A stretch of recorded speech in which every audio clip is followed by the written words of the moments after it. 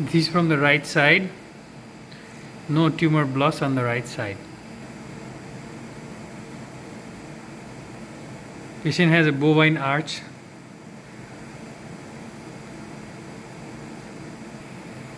This is the left side. You can see the tumor blast.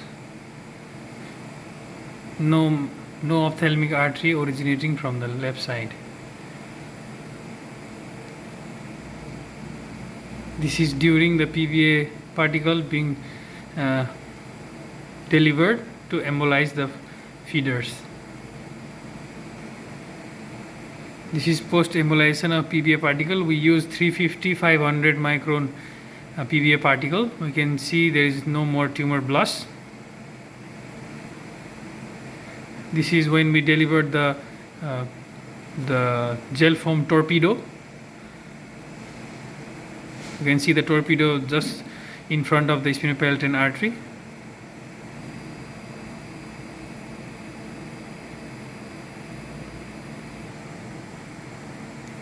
Final angiogram shows very slow flow in the IMA branch of the left ECA,